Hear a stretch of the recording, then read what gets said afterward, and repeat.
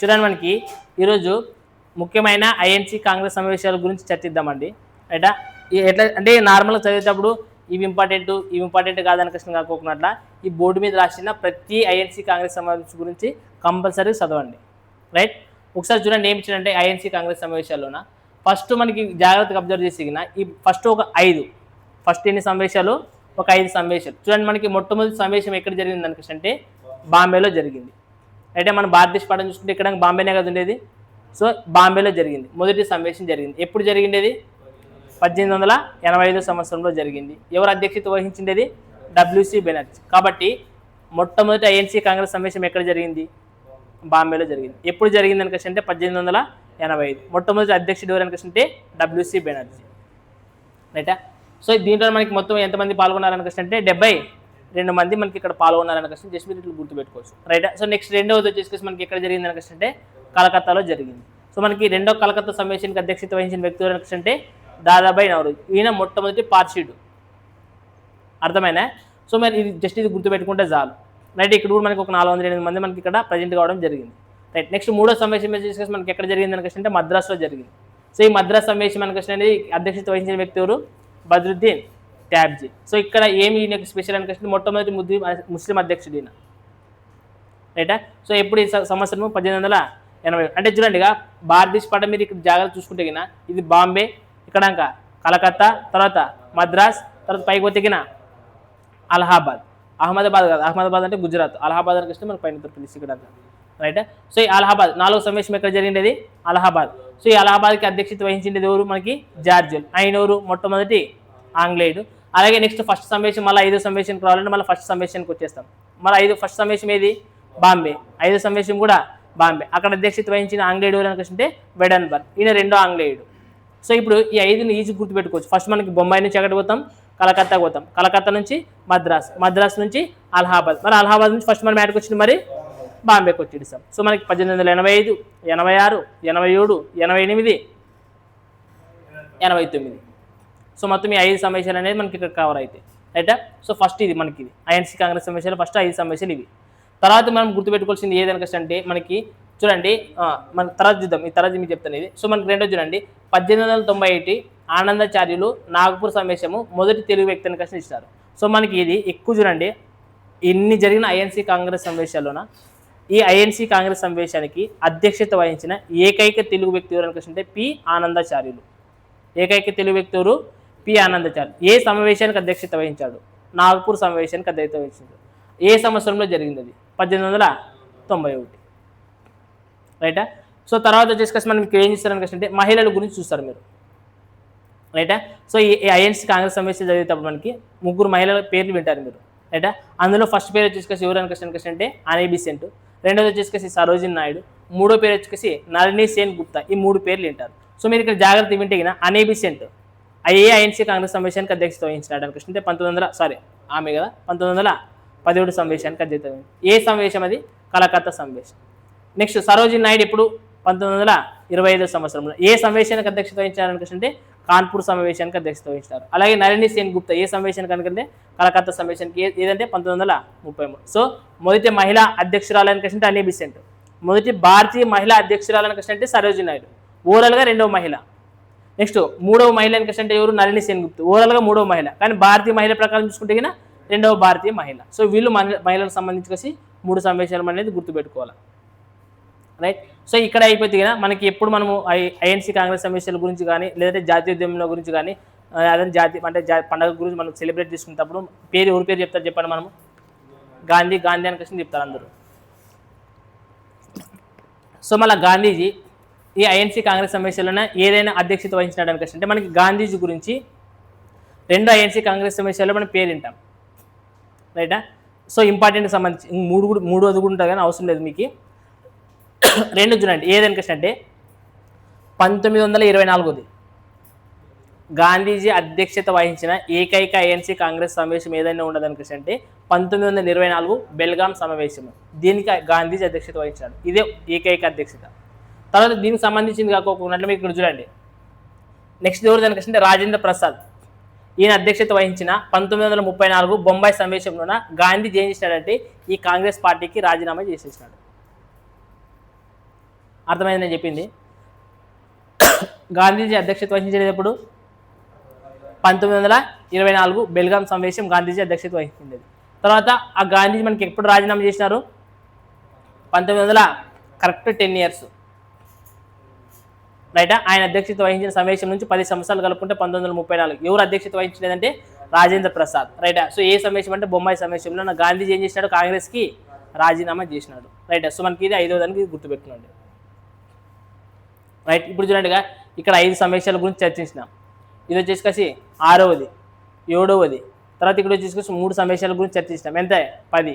తర్వాత ఇది వచ్చేసి 11. సో మనకి ఇప్పుడు 11 సమావేశాల గురించి మాట్లాడినాం. ఇంకా ఇవి కాకోకున్నట్లు ఇంపార్టెంట్ మనకి ఏమేమి ఉన్నాయి. సో ఇవి కాకోకున్నట్లు మనం ఎక్కువగా వినేది ఏమని కృష్ణ అంటే వందే మాతరము, జాతీయ గీతం, జాతీయ గేయము, జాతీయ గీతం అని కృష్ణ. జాతీయ గేయం అంటే వందే మాతరం, జాతీయ గీతం అని కృష్ణ అంటే జనగణమన. సో ఈ రెండు కూడా మనకి ఏ ఐఎన్సీ కాంగ్రెస్ సమావేశాల్లోనూ ఆలపించాలని కృష్ణ అడుగుతారు. సో మొట్టమొదటిసారిగా మనకి వందే మాతరం గురించి, ఈ వందే మాతరం అనే జాతీయ గేయాన్ని ఆలపించిన ఏ ఐఎన్సీ కాంగ్రెస్ సమావేశం అని అడుగుతారు. సో ఏ ఐఎన్సీ కాంగ్రెస్ లో మనకి ఇది జరిగింది వందే మాతరం అనేది 1896. ఏ కలకత్తా, 2 కలకత్తాని ఇయర్స్ గుర్తుపెట్టుకుంటే చాలు. వందే మాతరం కానీ జాతీయ గీతం కానీ మీకు వచ్చిందంటే కలకత్తా సమావేశంలో గుర్తుపెట్టుకున్నాం, కానీ ఇయర్ మాత్రం డిఫరెంట్. సో మనకి వందే మాతరం అంటే ఏం గుర్తుపెట్టుకుంటారు? 1896. జాతీయ గీతం అయితే 1911 గుర్తుపెట్టుకుంటారు. మళ్ళీ ఈ వందే మాతరం కలకత్తా సమావేశానికి అధ్యక్షత వహించిన వ్యక్తి ఎవరు అనిపిస్తే సయాని కృష్ణ పేరు ఏంటారు మీరు. అలాగే 1911 కృష్ణ అంటే నారాయణ దార్. ఈ పేర్లు గుర్తుపెట్టుకుంటే చాలు. దీని తర్వాత మనం ఇంకా ఎక్కువగా వినేది ఏమనిపిస్తే అంటే మీకు దాదాబాయి నవరోజు గురించి మీకు ఆల్రెడీ ఇక్కడ చెప్పినాను. 2వ కలకత్తా సమావేశం, మనకి 2వ సమావేశం గురించి చెప్పినాను మనకి ఇక్కడ. చెప్పినామా లేదు మనకి అంటే 2. కానీ ఈ దాదాబాయి నవరోజు గురించి ఒకసారి క్వశ్చన్ ఎట్లా అడిగిందంటే ఈ కింది వాటిలోనే దాదాబాయి నవరోజు అధ్యక్షత వహించని ఐఎన్సీ కాంగ్రెస్ సమావేశం ఏదైనా ఆ క్వశ్చన్ అడిగింది. అంటే ఇక్కడ మనకి ఐఎన్సీ కాంగ్రెస్ సమావేశానికి అధ్యక్షత వహించిన 3 సార్లు ఎవరు అంటే మొదటగా దాదాబాయి నవరోజు. ఫస్ట్ వ్యక్తి ఎవరు? సో దాదాబాయి నవరోజు. అంటే మరి తర్వాత మీరు వస్తారు జవహర్లాల్ నెహ్రూ కూడా అధ్యక్షత వహించినారు కదన్నా, ఆయన కూడా వహించారు. అంటే ఈయనకంటే ముందు అంటే ఫస్ట్ ఐఎన్సీ కాంగ్రెస్ ఉన్న మొదటి వ్యక్తి 3 సార్లు అధ్యక్షత వహించిన వ్యక్తి ఎవరు అంటే దాదాబాయి నవరోజీ. సో అన్ని కలకత్తా సమావేశాలే. మీరు కలకత్తా సమావేశాలను గుర్తుపెట్టుకున్న అన్ని కలకత్తా సమావేశాలు, మరి ఇయర్లు మాత్రం గుర్తుపెట్టుకుంటే చాలు మీరు. సో ఇక్కడ ఇయర్ గుర్తుపెట్టుకున్నాను. ఫస్ట్ మనకి ఆల్రెడీ 1886 అనేది మనకి దాదాబాయి నవరోజీ అనేది మీకు గుర్తుంటుంది. 2వ సమావేశం వచ్చేసి ఇది 1906. 3వ సమావేశం వచ్చేసి 1893. సో మనకి ఈ 3 సమావేశాలకు మనకి దాదాబాయి నవరోజీ అధ్యక్షత వహించినాడు. అట్లా సేమ్ అంటే ఇక్కడ దీంతో పాటు కూడా మనకి ఇంకొక వ్యక్తి కూడా మనకి 3 ఐఎన్సీ కాంగ్రెస్ సమావేశాలకు అధ్యక్షత వహించినది ఎవరు అంటే జవహర్లాల్ నెహ్రూ. ఎవరు? జవహర్లాల్ నెహ్రూ. చూడండి మనకి ఇక్కడ జవహర్లాల్ నెహ్రూ కూడా ఎన్ని ఐఎన్సీ కాంగ్రెస్ సమావేశాలకు అధ్యక్షత వహించినాడు? 3 ఐఎన్సీ కాంగ్రెస్ సమావేశాలు అధ్యక్షత వహించాడు. చెప్పండి మనకి 3 ఏంటి మనకి 1929, 36, 37. సో చాలా ఇంపార్టెంట్, ఇవన్నీ ఇంపార్టెంటే, అన్నీ గుర్తుపెట్టుకోవాలి ఖచ్చితంగా. సో ఏ సమావేశం ఫస్ట్ మనకి? లాహోర్ సమావేశం. లాహోర్ సమావేశంలో స్పెషల్ ఏమి? పూర్ణ స్వరాజ్ని తీర్మానించడం జరిగింది. నెక్స్ట్ వచ్చేసి లక్నో సమావేశం 1936లో. ఇక్కడ ఏం చేసినారు? మనకి సామ్యవాద సిద్ధాంతాన్ని. నెక్స్ట్ వచ్చేసి ఎక్కువ సార్లు అడిగింది చూడండి, మనకి ఇన్నిసార్లు ఐఎన్సీ కాంగ్రెస్ సమావేశాలు జరిగినా కానీ అన్నీ మనకి టౌన్స్లో జరిగిన ఏకైక ఐఎన్సీ కాంగ్రెస్ సమావేశం మాత్రం ఎక్కడ జరిగింది అంటే గ్రామంలో జరిగింది. ఆ గ్రామంలో జరిగిన ఐఎన్సీ కాంగ్రెస్ సమావేశం ఏది అని అడుగుతాడు. ఏది? 1937 ఫైజ్పూర్ సమావేశం అనేది మనకి ఐఎన్సీ సమావేశం గ్రామాల్లో జరిగిన ఏకైక సమావేశం అన్నమాట. సో మనకి అంటే జవహర్లాల్ నెహ్రూ అంటే 3 సమావేశాలు గుర్తు రావాలా, దాదాబాయి నవరోజీ కూడా మీకు 3 సమావేశాలు అనేవి గుర్తు రావాలా. So right. సో మనకి ఇదైపోయిన తర్వాత మనం ఎక్కువ జాతీయోద్యమం అనే పాఠం చదవడం స్టార్ట్ చేసినా ఫస్ట్ ఎవరి గురించి చదువుతామంటే అతివాదులు మితివాదుల గురించి చదువుతారు. మీరు దేని గురించి చదువుతారు? అతివాదులు మితివాదుల గురించి చదువుతారు. సో ఈ అతివాదులు మితివాదుల గురించి చదివేటప్పుడు ఈ అతివాదులు మితివాదులు అనే వాళ్ళు మనకి ఐఎన్సీ కాంగ్రెస్ సమావేశం జరిగేటప్పుడు ఏమైపోయిందంటే ఒకసారి విడిపోవడం జరిగింది, మళ్ళీ ఇంకొకసారి కలవడం జరిగింది. సో విడిపోయినప్పుడు ఏ సమావేశంలో విడిపోయినారు, కలిసినప్పుడు కూడా మళ్ళీ ఏ సమావేశంలో కలిశారనేది మనం గుర్తుపెట్టుకోవాలి ఇక్కడ. సో మనకి ఇక్కడ చూసే అతివాదులు మితివాదులకు సంబంధించి చీలిక జరిగినది ఎప్పుడైనా అంటే 1907వ సంవత్సరంలో సూరత్ చీలిక అంటారు. దాన్ని దేని అంటారు? సూరత్ చీలిక అని అంటారు. సో దానికి అధ్యక్షత వహించేది రాజ్బిహారీ ఘోష్ పేరు గుర్తుపెట్టుకోండి. సో 1907 సూరత్ చీలిక. చీలిక అంటే విడిపోయినారు. ఎవరెవరు విడిపోయినారు? అతివాదులు మితివాదులు విడిపోయినారు. నెక్స్ట్ మళ్ళీ కలిసిపోయినారు. ఎప్పుడు కలిసిపోయినారు అంటే లక్కీగా 1916 లక్నో సమావేశంలోనే కలిసిపోయినారు. దానికి మజుందార్ అనే వాళ్ళు అధ్యక్షత వహించడం జరిగింది. మజుందార్ రైటా. సో మనకి అతివాదులు మితివాదులకు సంబంధించి ఎన్ని గుర్తుపెట్టుకోవాలి? కాంగ్రెస్ సమావేశాలు 2. విడిపోయిండేది 1907, కలిసిపోయిండేది ఎప్పుడు? 1916 అనేది గుర్తుపెట్టుకోవాలి. దీని తర్వాత ఇంపార్టెంట్ ఏంటంటే చాలా మంది చదివేది దీన్ని. ఐఎన్సీ కాంగ్రెస్ సమావేశానికి అధ్యక్షత వహించిన అతి చిన్న వయస్కుడు, అతి పిన్న వయస్కుడు ఎవరు అంటే మౌలానా అబుల్ కలాం ఆజాద్. ఏ ఐఎన్సీ కాంగ్రెస్ సమావేశానికి అధ్యక్షత వహించినాడంటే 1923 ఐఎన్సీ కాంగ్రెస్ సమావేశం. దేనికంటే ఢిల్లీలో జరిగిన దానికి అధ్యక్షత వహించాడు. అతి చిన్న వయసులోనే అధ్యక్షత వహించిన వ్యక్తి అయినా. రైటా? సో ఇది అయిపోయిన తర్వాత మనం ఇంకా గుర్తుపెట్టుకోవాల్సింది ఏమనుకోవచ్చు అంటే ఇక్కడ చూడండి, మనకి నేతాజీ సుభాష్ చంద్రబోస్ గురించి గుర్తుపెట్టుకోవాలి మీరు. ఎవరి గురించి? నేతాజీ సుభాష్ చంద్రబోస్ గురించి గుర్తుపెట్టుకోవాలి. సో ఈ నేతాజీ సుభాష్ చంద్రబోస్ కూడా మనకి నెహ్రూ చూడండి 2 సమావేశాలకు అధ్యక్షత వహించినాడు ఈయన. దీన్ని 2 సమావేశాలు. ఒకటి వచ్చేసి ఏది 1938 హరిపూర్ సమావేశం అంటారు. రెండోది వచ్చేసి 1939 త్రిపుర సమావేశం అని అంటారు. సో కన్ఫ్యూజ్ కావద్దు, ఈ 2 చాలా ఇంపార్టెంట్. ఇప్పుడు చూడండి, ఫస్ట్ సమావేశంలో ఏం జరిగిందంటే జవహర్లాల్ నెహ్రూ చైర్మన్గా నేషనల్ ప్లానింగ్ కమిటీ అనేది ఒకటి ఏర్పాటు చేసినారు. ఏ సమావేశంలోనా? హరిపూర్ సమావేశంలోన. మన త్రిపుర సమావేశంలో ఏం జరిగింది అనుకోండి, ఈయనకి ఎవరికి? నేతాజీ సుభాష్ చంద్రబోస్కి ఈ ఐఎన్సీ కాంగ్రెస్తో మనకి ఏమైంది కొద్దిగా గొడవ జరిగేసి విడిపోయి కాసి ఐఎన్సీ కాంగ్రెస్ అభ్యర్థి అయిన ఎవరనుకోండి పట్టాభి సీతారాం పైన పోటీ చేశాడు అనమాట. పార్టీలో ఎలక్షన్స్లోన పోటీ చేశారు నార్మల్గా. దీనికి ఈ నార్మల్ జరిగిందంటారు. సో ఈ పట్టాభి సీతారామయ్యని ఎవరు ఓడించారు? నేతాజీ అనేది ఓడించారు. అంటే నేతాజీ గెలిచాడు అనమాట. రైట్? ఎవరు ఈ పట్టాభి సీతారామయ్య అంటే గాంధీజీ యొక్క అభ్యర్థి. అంటే గాంధీజీ సపోర్ట్ చేసినారు. గాంధీజీ ఐఎన్సీ మొత్తం సపోర్ట్ చేసిన పట్టాభి సీతారామయ్యని ఓడగొట్టింది ఎవరు అనుకుంటే నేతాజీ సుభాష్ చంద్రబోస్. ఏ సమావేశంలో అడుగుతాడు? ఏ సమావేశము? త్రిపుర సమావేశం. 1939 త్రిపుర సమావేశంలో ఏం చేసినాడు అనుకుంటే ఓటమి చూసినాడు పట్టాభి సీతారామయ్య. రైటా? సో ఇది నేతాజీ సంబంధించిన 2 సమావేశాలు కూడా మీరు ఖచ్చితంగా గుర్తుపెట్టుకోవాలి. దీని తర్వాత చేసుకొస్తే మనకి సిఆర్ దాస్. ఎవరైనా చిత్తరంజన్ దాస్. ఎవరు నేతాజీ సుభాష్ చంద్రబోస్ గురువు ఎవరు? సిఆర్ దాస్. రైటా? వాళ్ళ గురువు కూడా ఏం చేసినాడంటే చూడండి 1922 సంవత్సరంలో గయా సమావేశానికి అధ్యక్షత వహించాడు. ఇక్కడ ఏం జరిగింది అనుకోవచ్చు మనకి స్వరాజ్ పార్టీ స్థాపన జరిగింది. మనకి 1922లోనే స్వరాజ్ పార్టీ స్థాపన జరిగింది. అప్పుడే ఈ అధ్యక్షత వహించడం జరిగింది మనకి ఇక్కడ. రైటా? అర్థమైంది లేదా? సో మనకి ఇంకా ఏం మిగిలినాయి ఇక్కడ దీంతో చూస్తే కన్నా మోతీలాల్ నెహ్రూ రిపోర్ట్ అని అంటారు. రైటా?